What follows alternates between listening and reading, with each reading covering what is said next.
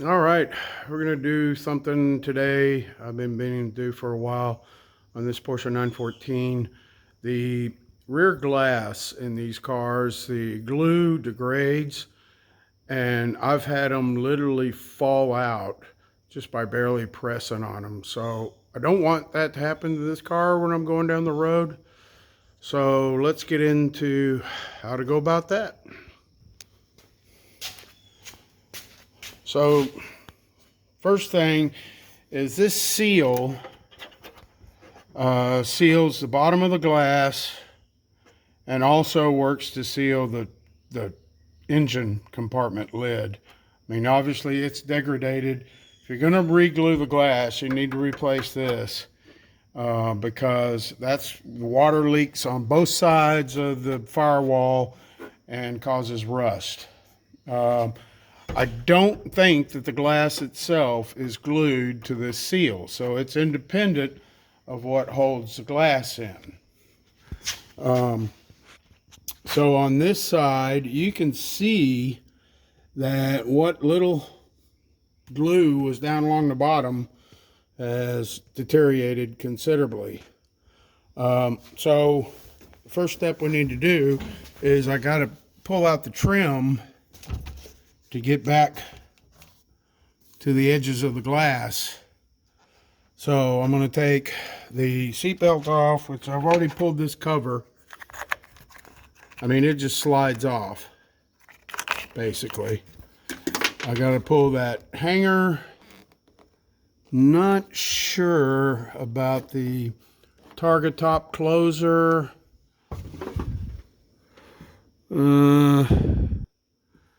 Probably will be able to get the trim off now.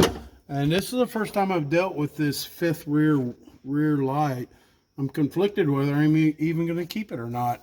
It's kind of like in the rearview mirror if I had a rearview mirror, but I may decide not to put it back in.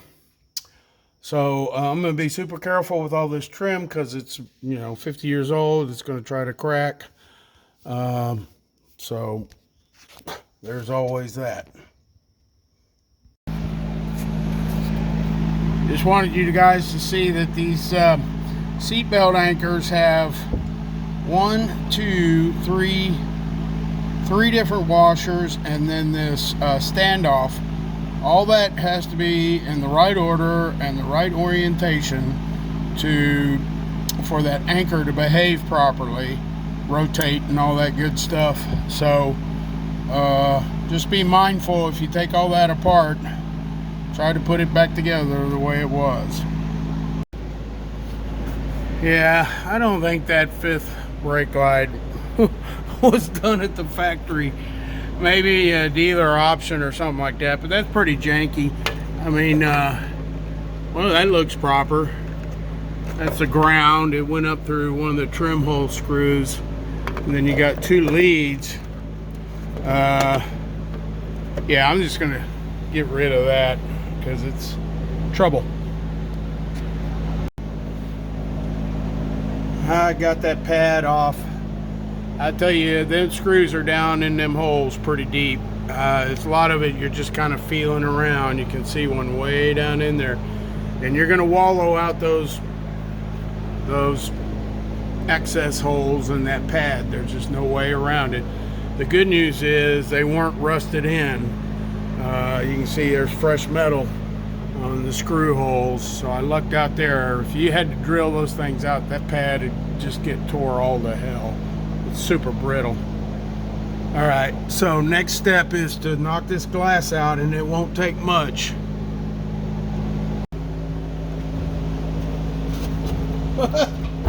It's ready to go. Jesus, it was just balancing in there. God. Yeah. Wow.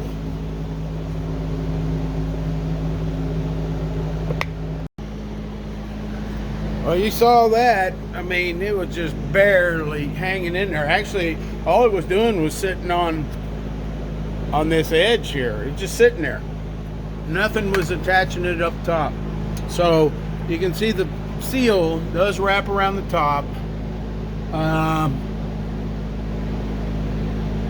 and I'll show you the seal that I got.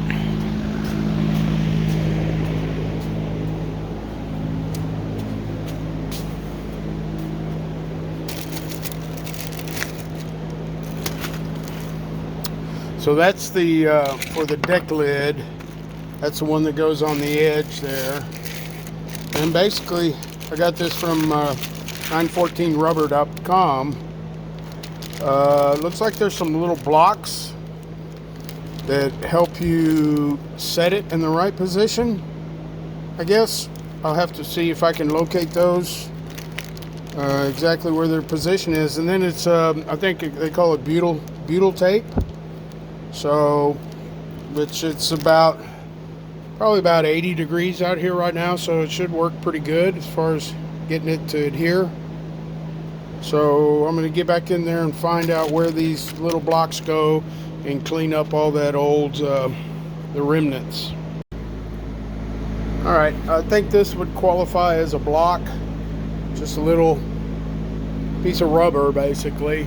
There's another one down here, it's a little bit longer. So the glass stands off that little shelf there. Couldn't be more than 3 millimeters. So I'll put those in the same place. I don't know the exact location is necessary. And getting all this old adhesive off here is going to be a lot of fun. The tape actually came out really easy. Once I got one end of it loose, it just all peeled out. You know, I was ready to use a vibrating scraper and all that stuff. So, just needs a little cleanup with some brake cleaner or some kind of solvent. Get the dust and stuff off. On this side, the seal that was on here, basically the same thing. Just pulled it, yanked it, and the metal rusty remnants just pulled right out. Now what I do have is a problem here. This is the attachment point for the engine deck lid, and somebody has actually put a toggle bolt inside of there. So isn't that nice? I'm going to get the welder out and weld that before I get any rubber on this thing and be done with that. It was, yeah, held together with a toggle bolt and a sheet metal screw. The sheet metal screw was sticking into the pad in the passenger compartment. Got that bracket welded back in and some primer on it. Then now I'm putting that deck lid seal, and it's super easy. You just press it on that little lip there, little tiny lip, and Bob's your uncle. So I wound out quite a bit of that roll of the seal and started in the middle because I did not want a joint per se, and then just coming around these corners, just putting everything in there loosely, and then I'll press it in with my thumbs whenever I'm confident that I'll have good fitment. So that went in pretty easy. Temperature's just right. It's pliable enough to make the bends. And I actually like working with this stuff much better than the polyurethane glue that you use on the 944s, which is super messy and hard to get off your hands. This, you can actually press it with your thumbs without the tape on it, and it doesn't really adhere to your fingertips. So that's cool. Only thing I have left to do is to put those two blocks in, and I noted that the rubber blocks do not have adhesive on them, so I'm going to put a little RTV just to hold them in place while I set the glass. Alrighty, I got it in. It's a little tricky. What you kind of have to do is feed it up from the bottom. You've got to get it behind that hoop and the attachment point. You got to kind of feed it in there. I just climbed up in the car and reached over the top of the hoop and pressed it up in there with my hands on either side of the hoop. So It's a little tricky, but it can be done. Then I just pressed it into the ceiling strip.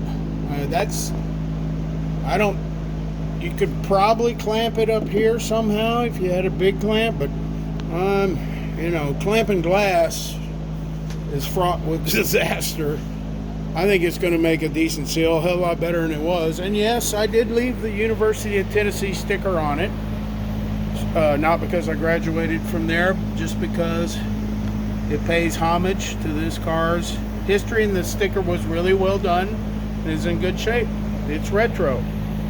So basically, putting the trim in will be the reverse of taking it out. So I'm going to wrap this episode up, and thanks for watching, guys.